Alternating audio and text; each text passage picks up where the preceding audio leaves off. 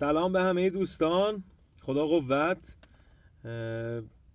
چند ساعتی پیش یکی از دوستان بهم زنگ زد، در مورد کارمون با هم صحبت کردیم. بعد این بنده خدا وسط حرفمون به جایی رسید که گفت که بازار شله، بازار خرابه، آره خبری نیست و اینا. و گفتم بهش که نه خیلی اینطورم که میگینی، نه خب خوبه، مردم بالاخره کم یا زیاد کار میکنن، پول هست بالاخره. گفت که نه، پول تو دست مردم نیست و دست مردم خالیه و اینا. من یه مثال کوچیک بهش زدم که متوجهش کنم. بهش گفتم که ببین فلانی رفیق من، اگر که امروز عصری خارج از ساعت اداری اخبار اعلام کنه که فردا صبح به هر کارت ملی و هر کد ملی $2000 با قیمت مثلا 35,000 تومان که الان مثلا 60-70 تومنه، 35,000 تومان به هر کارت ملی تعلق میگیره و فردا بیان میتونن از بانک ملی و مرکزی بگیرن. اون موقع دلم میخواد بیاد این صفی که از مردم پشت در بانک ملی و مرکزی تشکیل میشه رو ببینیم و ببینیم این پول از کجا در اومد. این مردمی که اینقدر میگیم پول تو دستشون نیست و دستشون خالیه. نه دوست من، رفیق من اینطوری نیست.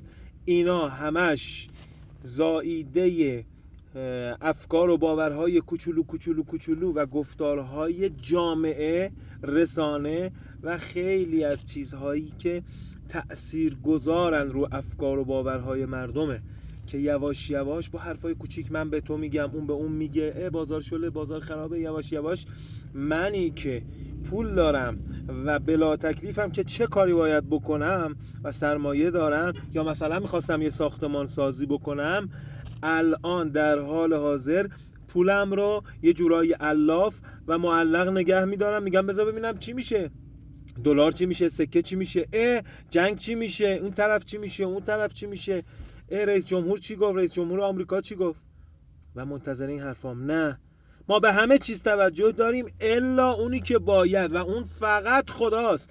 ایمان داشته باشیم که خدایی وجود داره، توکل به همون خدا بکنیم و یواش یواش رفقا بیایم اینو نشر بدیم که کوچولو همینطوری که خرابش کردیم همینطوری درست کنیم. که نه، یه هفته هم که بازار شروع کرد رونق بگیره بگیم خدا را شکر خوب شده، داره رونق میگیره، ساختمون سازی هم داره میشه، مردم دارن سر کار میرن، الحمدلله مغازه‌ها پر مشتریه، خدا را شکر.